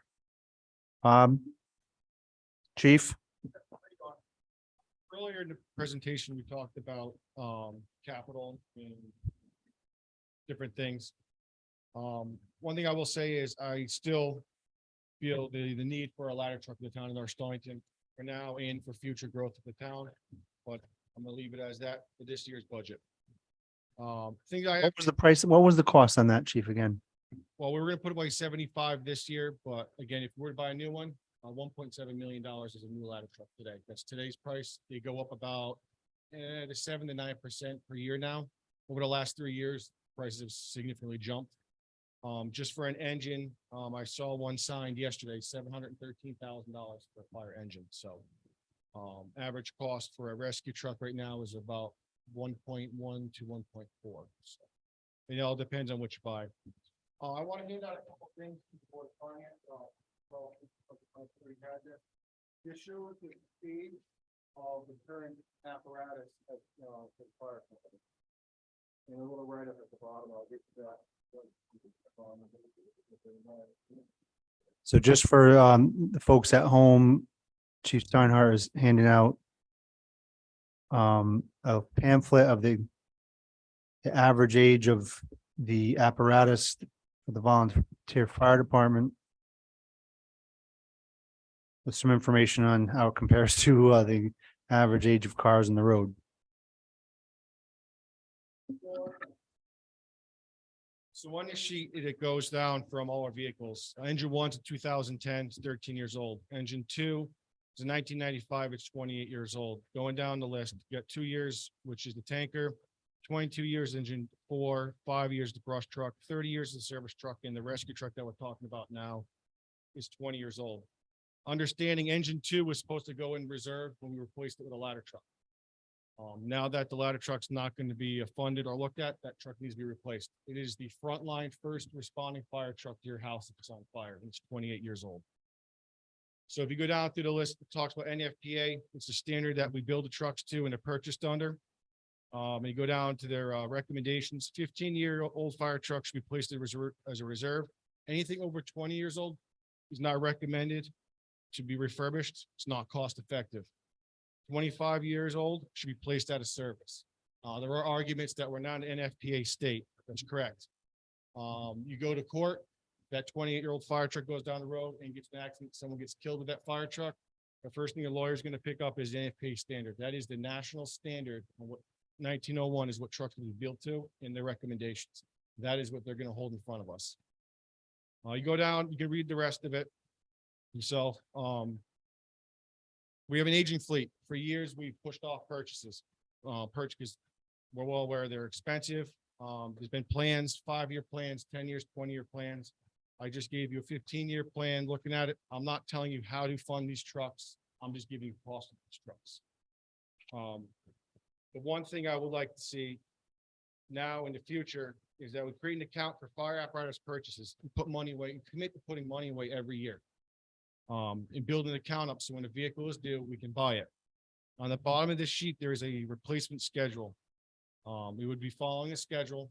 The money will remain in the town's possession until a presentation would be given to the selectmen to make the purchase of the vehicle or vehicles that are on that replacement schedule. So if you look down the list of capital, I have next year $200,000 for the rescue truck, or $275,000 to refurb it. Finish that project and get another 10 years out of that vehicle. Is it recommended? No. I don't think we can afford $1.2 million next year to buy a rescue truck. Then you go out in a couple of years, engine 2 gets replaced, $750,000. Again, the truck that I saw signed a couple of days ago was $713,000. That was a stock truck, nothing fancy. It's what they're building coming off the line right now. So 750 should cover us. And you go all the way out this 2037 and 38. I can't tell you what the cost of fire truck's gonna be then. If we have another substantial increase, I just have numbers in there at this point. I have $950,000 for rescue.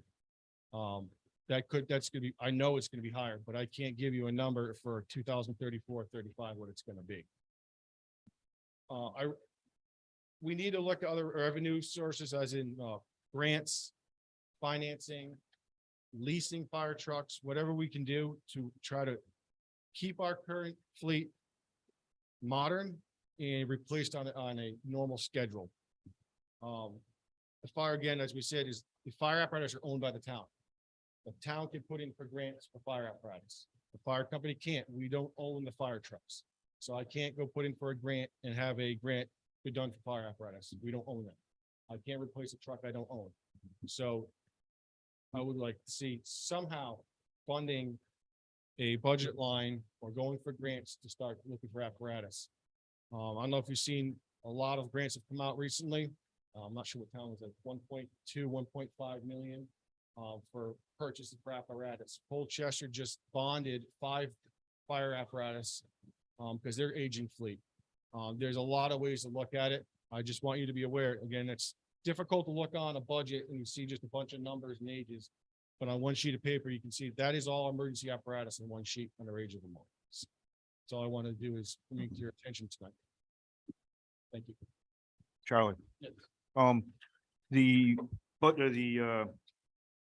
grants you just mentioned, Mhm. is there any way of your group or your group finding those grants and then asking us to So the do that? grants are. like, Because yeah. it would be hard for a grant writer to, to pick up, but if we know where the see- grants are. They get sent to all of us, the AFG grants, they can put in for, they're available to the town. I'm pretty sure the town gets those too. They see them.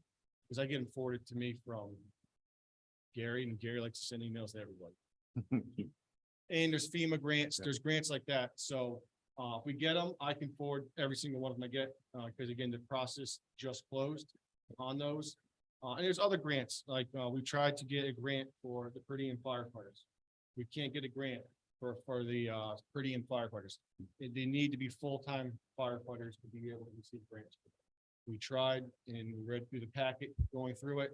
Unless they're full-time employees, they can't be funded through the grant processes.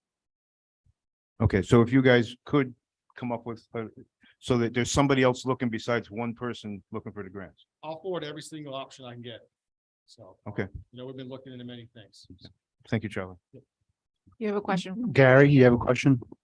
Yeah, Charlie, thanks for the list, and I'm anxious to see it. I'll get a copy of it for Christine, but it seems to be odd that the metric for replacement of a vehicle is limited to age. What about these smaller towns that have 50 calls a year or something? Are they expected to replace their vehicles based on age also? Is there any sort of condition assessment that NFPA looks at to say, yeah, it's 28 years old, but it's got 20,000 miles on it, she's good? No, it's pretty clear when you read the standard 1901, it states years, doesn't say age or mileage or hours on the vehicle. NFPA doesn't care what your status of your town is. It states you shall replace vehicles at these dates. The recommendations are these years, not hours, how much use. You got to worry about metal fatigue, your pump wearing out, things like that. We do great maintenance. We have very good maintenance done on our trucks. That's why it's lasted 28 years. Nothing says doesn't break down tomorrow. So, but again, there is a standard out there that says trucks should be replaced at these intervals. Okay. All set, Gary? Yep. Thank you for this. Thank you.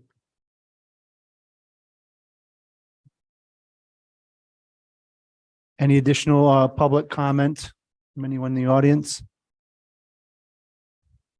Seriously, Brian? Nothing?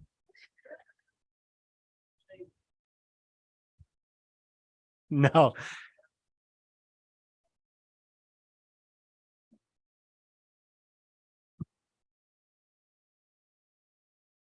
You can save it to Monday, Brian, if you want.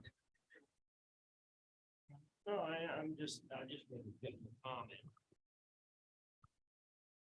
that'll be said, non-record. Okay,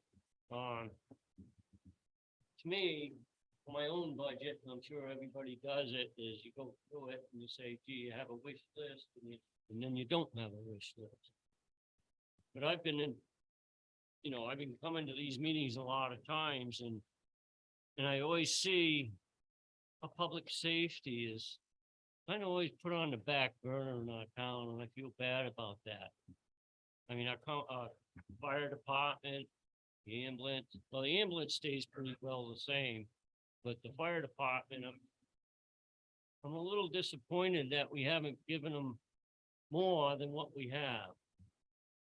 And I think maybe this is the year that we should put our money, the little that our town has, toward our public safety and our firemen. Like they say, and we've heard it all the time, where they put their lives on the line when they go out there. They get up by middle of the night, half asleep, and they're down there and they still put little fires out. They go to the wrecks that are happening on 95. They do a lot for our town, and I think everybody says, oh, we appreciate our firemen. Well, let's show them that we appreciate them by giving them the money they need to buy the apparatus, knowing that they'll be safe on that road, or they'll be safe fighting that fire. And I think the other thing I'd like to say is, I think we got to have more accountability for a lot of these. There's a lot of little things in here, and that's what I'll bring up for you next time, because I want to go through this again, but there's committees that we have in town, and I keep seeing them going up and up and up, and I don't know what we're really getting for that money. Just an example is committee I'm on, the Affordable Housing Committee. Has been going since 2008, and it just keeps going as a contention between our town. I got on it, I'll just tell you real quick, I got on it because I think we have the affordable housing, and I'm counting the houses, and I'm asking questions about the average cost of them. For the rest of the committee, they just want to keep building houses. I said, I don't think that's the answer. The KNSA is a private group. I don't even know when the heck they meet. I don't know if anybody else does. I don't know what they do with the money I've given. Conservation Commission, I know there's a lot of money in there, and they make calendars. I don't know how much the calendars actually cost the town. Maybe that's an avenue you can chase and just they could come to you for an appropriation. I think that's what we've got to look at now. Our town hasn't got that much richer. I know my pocketbook is getting smaller. And I've been waiting I got a 2003 truck I'd like to buy, a new one. But I'm not going. I think that one's going to be with me until the day I'm dead. So I keep just putting money into that. I think some of these things we got to really look at and say, okay, do they really need an increase? What's their accountability? What have you been spending that money on? What are you doing with the taxpayers' money? So anyway, that's just my short word. Thank you. Thanks, Brian. I think everyone in the committee agrees that, we got to look at all those small ones as well. I don't think the committee is going to agree that they can come to an appropriation. We think we've tried to avoid that process. And if it's going to be in the budget, it's going to be in the budget. It's not going to be like, hey, let's wait for an appropriation later on, because the town was not too happy about that. So other than that, come with your comments next week from Monday or anybody else. I just have Go a ahead. question. What is the process for adding a line item for like the fire apparatus? Would that be a motion, or like who makes that decision? So if you want the Board of Selectmen to consider that to be done and then make that in your recommendations, then they would add it into the budget in the next draft. If you decide after feedback from the public hearing in April that you want to add something in, then that would be the point when the Board of Finance could add something in. I have a question. I think it's related to where you're going, if that's is the capital plan on the website? No, so there's not an approved 5-year capital plan. We have a draft plan that we work off of. The selectmen see it when we go over the capital budget. And then that's what incorporates what goes into this year. But there's not an approved plan. There's a plan of everything everyone has submitted for 5 years, but it hasn't been whittled down and vetted out for what should remain or what should be moved. So Mike, for me, it's really hard to take this one piece of information about the North Stonington Volunteer Fire Company, which is nice job laying it out for the apparatus, into any sort of consideration without understanding the capital plan. I think it would be very helpful to be able to review even a draft capital plan. Agreed. I can share the plan, but just know that no one from any part of town has gone through it to say these things are supposed to happen in these particular years. It's just what has been submitted by all the different departments and organizations when we send out the request. Understood. I know the Monday meeting is a special meeting. If we wanted to review it, the Board of Selectmen can decide what they want to send us, but we would probably have to add it to the agenda. So that's why I'm bringing it up now. I don't think it's appropriate to review a raw list unless it's been vetted by the 3 selectmen and they feel comfortable, and this is kind of what I do for a living. And to do a 5-year capital plan in 3 working business days is a little tough. I appreciate where you are, Sarah. I really do. And I think it's wise to look at Charlie's list with the overall capital plan, but I think we need to be respectful of, if it's just a raw list, like Christine says, where everybody's thrown their ideas and we're capturing them in sort of a holding list, that I don't consider that a true capital plan. I mean, I thought we had a capital commission that was active last year. We have not used that this year. I understand that.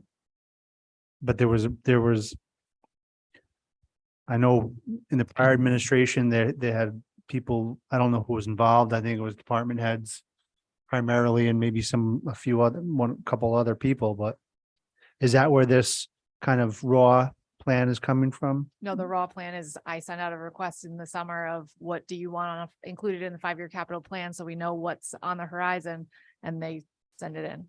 So we got information from the fire company, the ambulance, the highway department, and any other area that responded to the email, but some people didn't respond to the email. So it may not be a true picture, and no one has gone through that. It's been compiled, but it hasn't been vetted out.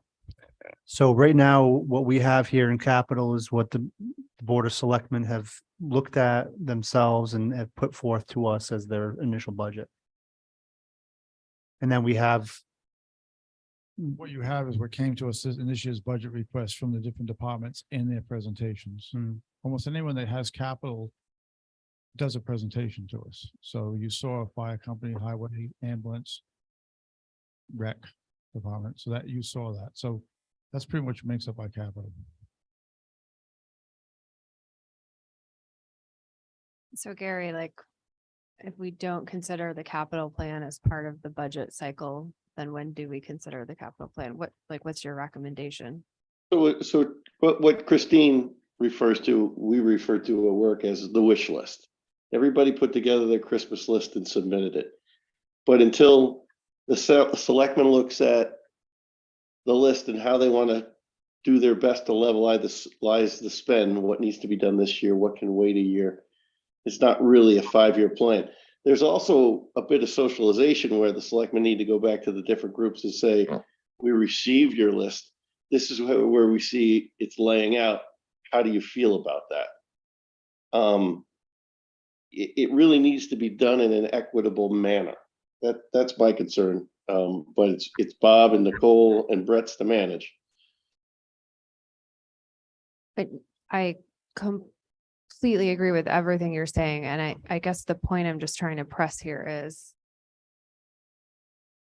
what's the plan to get the capital plan?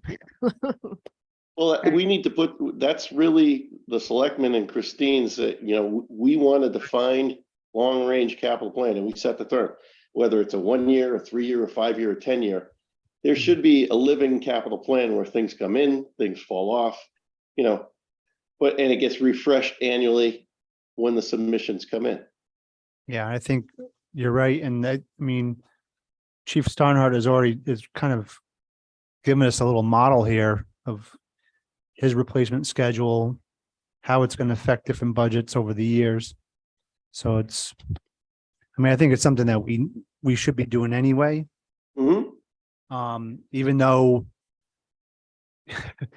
every year we seem to ignore it, even when it's, when it comes right down to it. But I think, it is important for all the departments to have something like this to us to consider. Joe? Yeah, come on up. Sure. So what the point I brought up was the plan, and we're talking about how we're gonna make a capital plan funding things.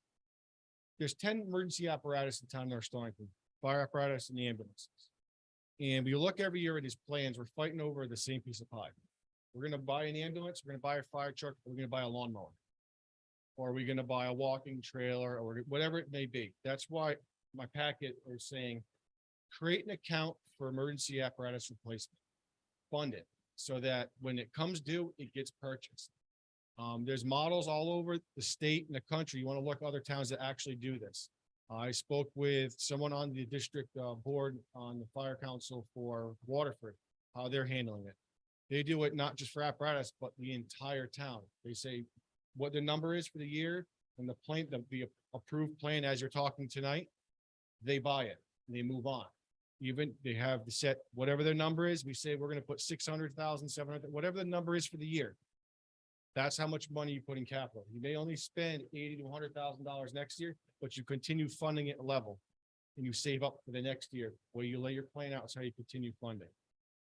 But that's why we presented this 15-year plan for you. The other question I have, we talked about, again, this isn't as the fire chief, but the ambulance association was reduced this year in the budget. And said they got 207, but the approved budget last year was 250 that taxpayers vote on. Where did the 43,000 go to? If they only got 207. Because it was, I don't know, where did that money go? It goes back into the undesignated fund. That's exactly right. It goes back to the undesignated fund. So their first request was 50%. We gave them to 125,000. Their second request was between that and 207. So that extra 40,000 goes back into the designated fund. That agreement I made with the ambulance association after the budget was already completed.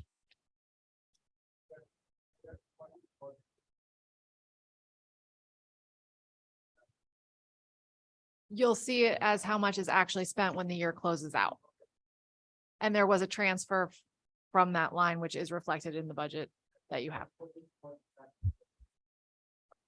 You also have an online hand from Carolyn Howell, which was up before Chief or Joe Quesada. And she was on the Board of Finance with us, so. Carolyn, go ahead. Hi, everyone. You'll have to forgive me because I missed the first half of the meeting where you were discussing the budget. I am here in support of the fire company, but I also wanted to address the grant writing line in the budget. I'm hoping that you fund that adequately so that we can take advantage of, seeking out funds that will help the town. I just think there's such a return on investment in that position that it's really important to, fund it so that when something arises that we could take advantage of, we can do that. So, thank you. Thank you, Carolyn. I think that, there was discussion about that. With Bob saying that, they thought that they could focus on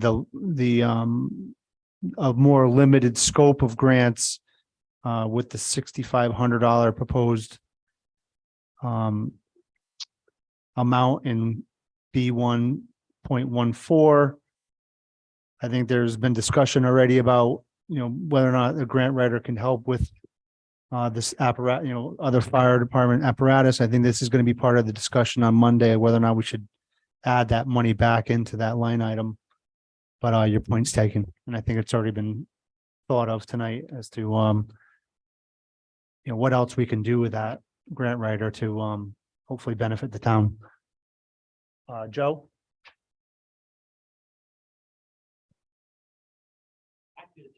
Steve, I agree with him saying that. Can you come, I'm sorry, Joe Casada, North Stonington, Wyassa Road.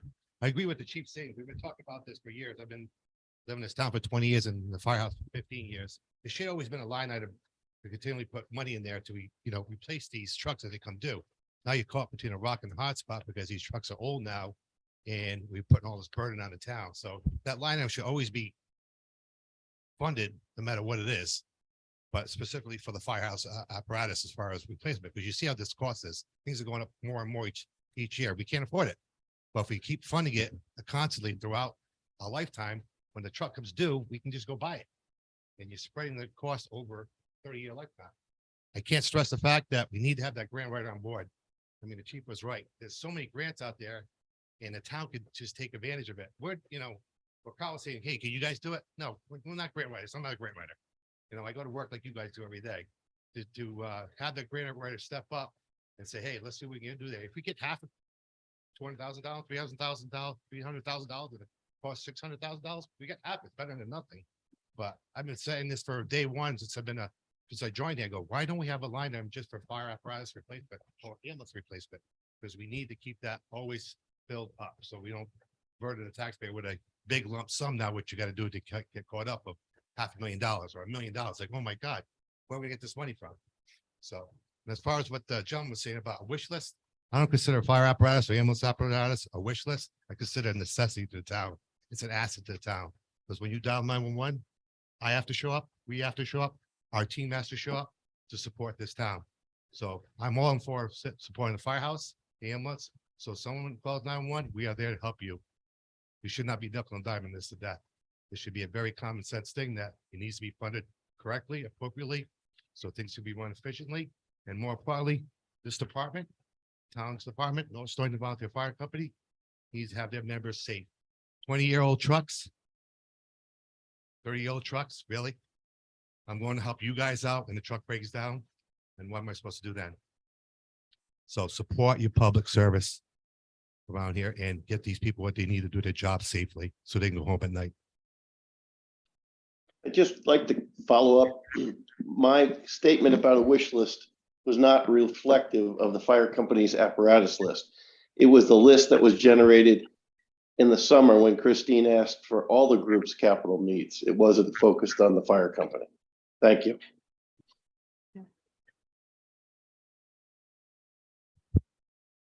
Go ahead.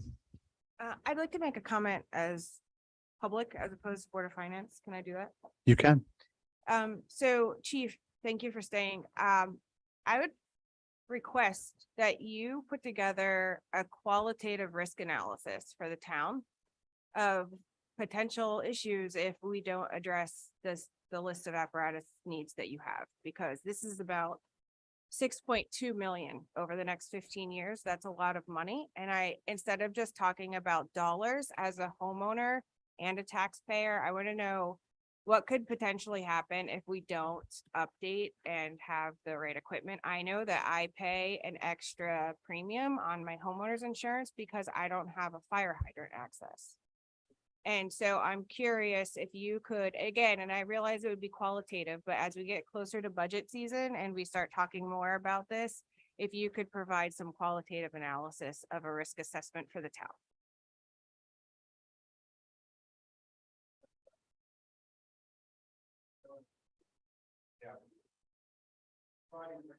I want you to tell the town what happens if you can't come when our house is on fire. Your insurance company can say that. ISO, the rating on your fire, house, there's last meeting. So it goes 1 to 10. So 1 to 10, 1's the best fire protection you could potentially have, with 10 with unprotected, or 8 being North Stonington. If our apparatus isn't replaced in a timely fashion. Or we lose apparatus, we lose the amount of water we're carrying because the truck was out of service, whatever. ISO sees that your rating goes up. So the higher the number, the higher your insurance goes up on the homeowner.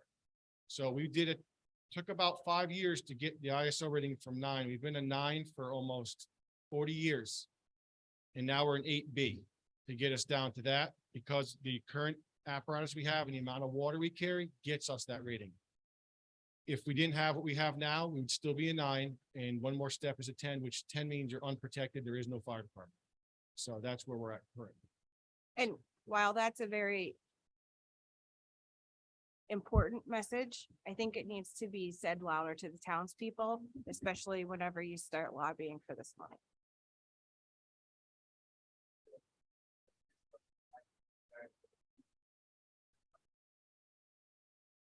And PS, I'm trying to be helpful.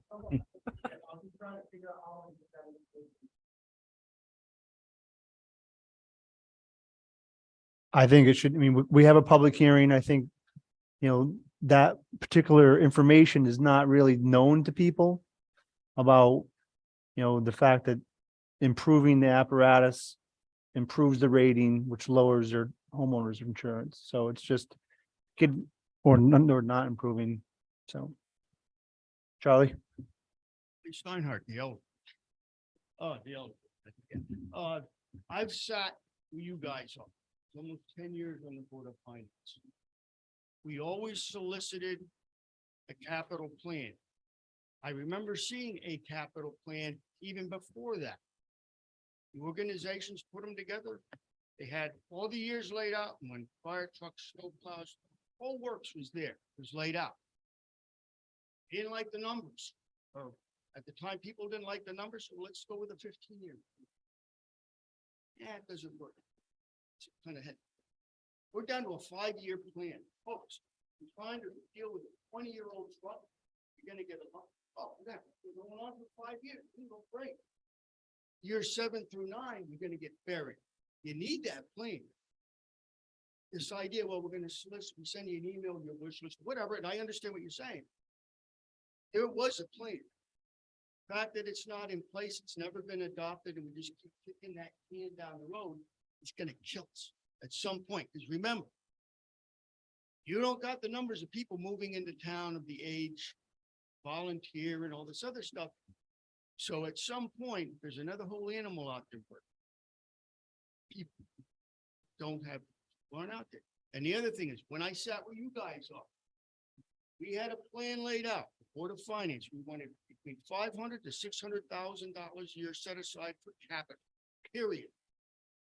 We laid out snow plows, we laid out fire trucks, ambulances, boofs.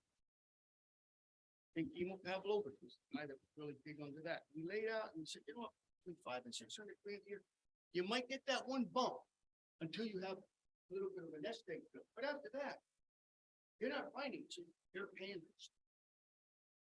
You gotta look at the bigger picture. You can't be looking 2023, 2024. Dodge the bullet there. I need one more year, then I'm not in office. I don't gotta care what goes on the next.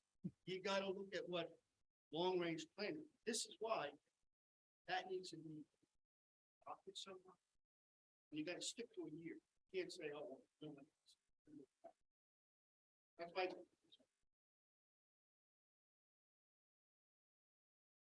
Thanks, Charlie. Go ahead, Brett. I just want to bring it up that we did mention and brought up the apparatus line item at the Board of Selectmen meeting, because we thought maybe that'd be a great way to start putting money away. And then we switched over to the rescue truck. But the one concern that came up, and if it's something you guys decide to do, is how do we then approve those purchases? So if that money's in there, so that was what the holdup was for us, and we didn't move that forward. Once that money's in apparatus, who's deciding what's being purchased and how is that approval process? So if that's money's in there, now they don't have to go to the town to say, hey, we're spending this money on this truck. So it's one thing, if that's what happens, we have to come up with an approval process for that, for those vehicles. But we did discuss it to try to come up with a solution to this.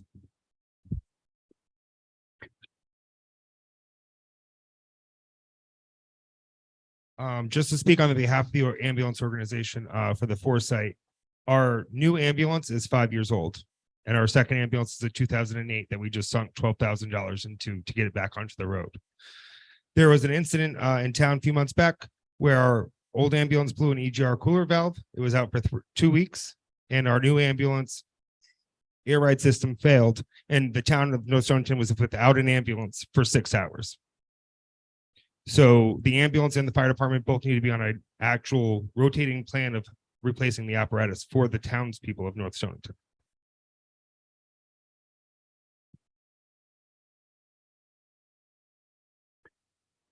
Come on, Nicole. You're speaking about as a member of the public? Nicole Porter, 44 Pinecrest Road. I think that there's not one person in this room, having been an ER nurse for 20 years. I know many of you, there's not one person in this room that debates the need for safety. I think it is going to be critical that you guys all show up at the budget hearing, because historically our town has voted down big increases in the budget. We've got to get them to understand, just as Winona is saying, we've got to get them to understand what is in it for them with these increases. But this will be difficult. And in the end, let me tell you, anyone sitting in this seat and sitting on Board of Selectmen, it is really difficult to make a decision about where the tax dollars go. Nobody's debating safety, but please, everybody show up for that budget hearing so that you can help us. If we do end up increasing and fund something, we're going to need help getting the community to buy in. Otherwise, we're going to go through 3 or 4 budget hearings and it's going to be shot down and we're going to end up needing to cut something. And that's a difficult decision to make in our seats. So I thank you. I think this show this evening of all of you attending is crucial and appreciated. Please double those numbers for the budget hearing. Thank you. Thanks, Nicole. I think, there's been a lot of good discussion tonight. One thing that comes to mind is when we planned the school modernization, the school building project, and we knew that it was going to be about 3 or 4 years before the full loan was going to be kicking in, and that there was going to be a serious increase to the mill rate once that had to come due. And so what we did is we increased the mill rate by 1 mil and then a half mil, then a half mil for 3 years straight or 4 years straight. So we were already ahead of the game when the time came for the full loan to be paid. It wasn't just a huge Band-Aid to rip off at that time. And it got people to realize, all right, we're going to be paying a little bit more here, a little bit more here, but that all those increases were designated for that payment.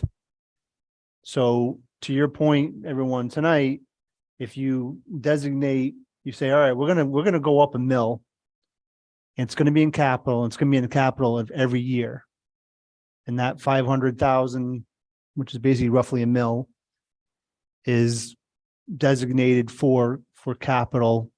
And to Brett's point, you might have to have it broken down into certain buckets that we know based upon a real analysis of the capital improvement plan, that, so much is going for the tanker, so much is going for the rescue truck, so much is going for Donnie Hill's, F-250 that he needs or whatever.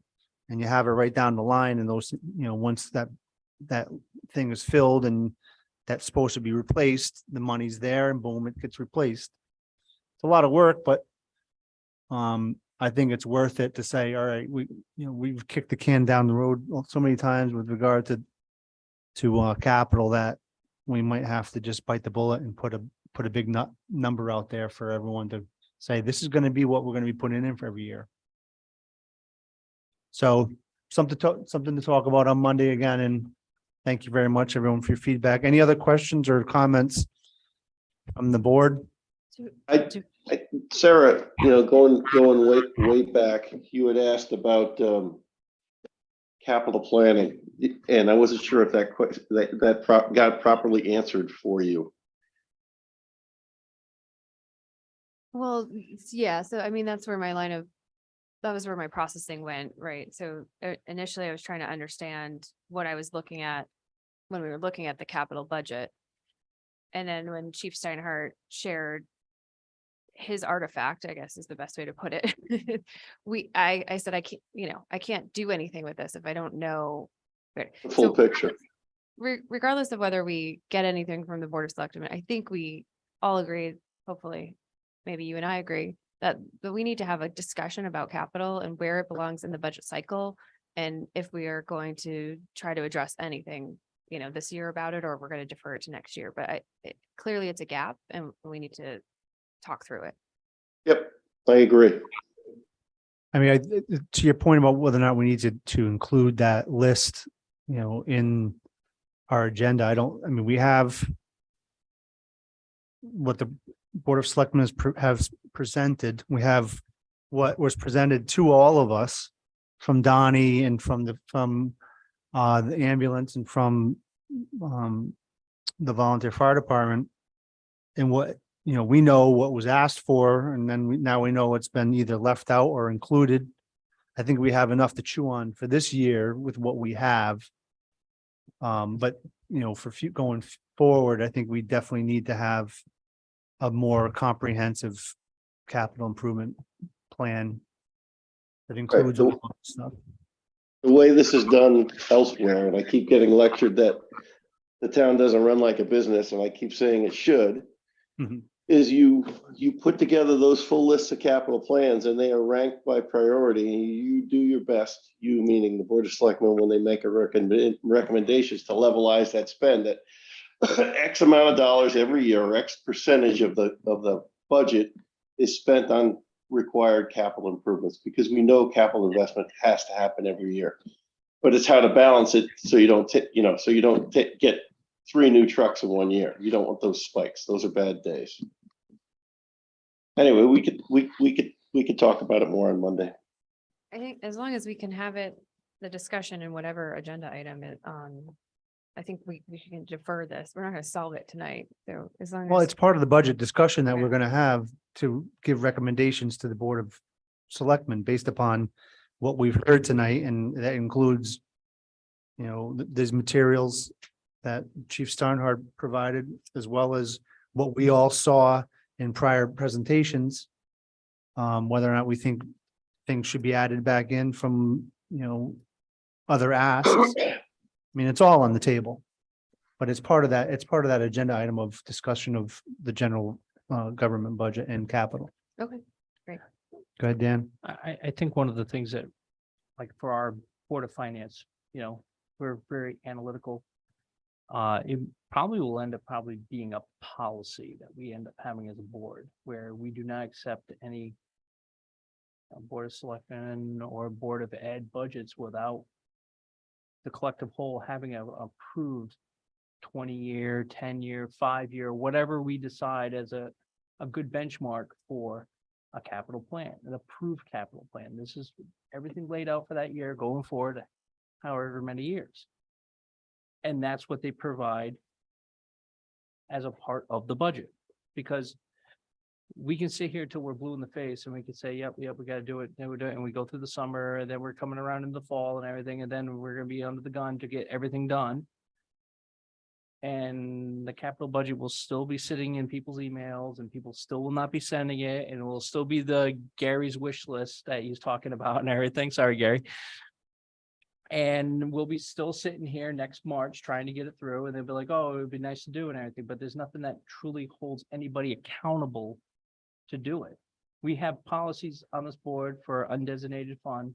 We have them for reconciling at the end of the year.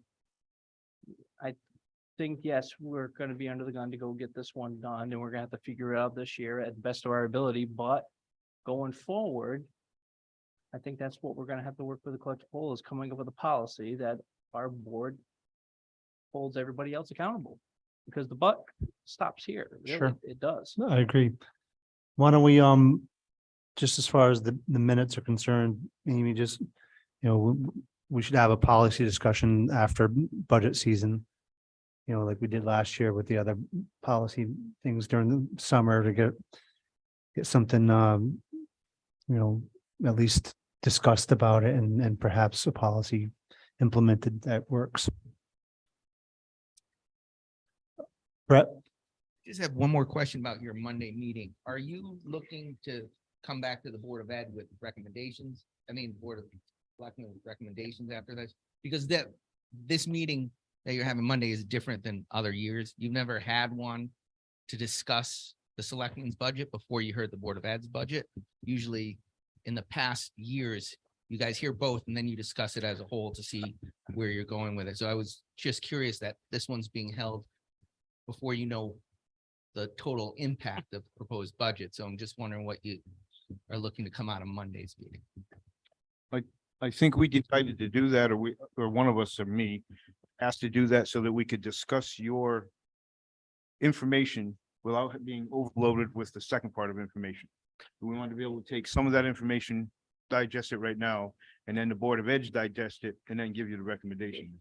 Yeah, When I suggest. I don't think we're gonna have tried and true recommendations for you on Monday.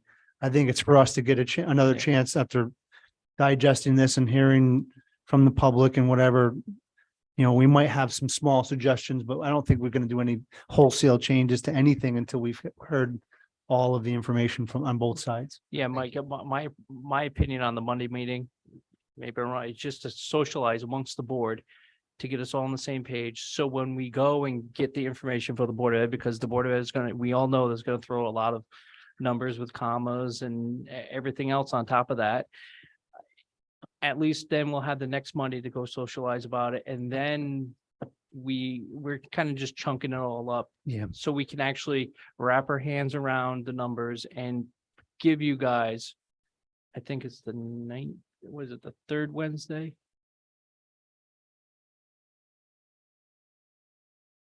That would be when that meeting would be the guidance meeting where we give both boards the guidance. Yeah. The 22nd is the meeting where you're giving feedback to both boards. Yeah. So we just decided early on that we were gonna meet every twice, twice a week in March, just to try to make sure that, we're discussing as much as possible. But Brad, I don't think we're not gonna come back and say, hey, you guys gotta cut your budget by 50%. Yeah. What- I think Before we just hear felt about what's last going on year- with the Board of Education. I just think we felt last year that, I was brand new to the board, but I felt like there was no time to really discuss what was going on between everything. And I can definitely appreciate having an extra meeting just to be able to talk it out and understand everything to the best of our ability. So Really, after I would say about 2 hours, the conversation, we've all sat here where during budget discussions and everything, we're sitting here till 11 o'clock at night. And really after about 2 hours, it kind of starts, productivity goes down. We all work full-time jobs outside of here. So I think that it lends it to break it up, make good decisions and then go forward. We're also gonna be able to hear from the Tax Relief Committee on Monday. So that can help. Anything else? Motion adjourned. Motion to adjourn? Go ahead. Second. So Dan made a motion to adjourn, seconded by Carl. Any further discussion? All those in favor? Aye. Aye. Any opposed?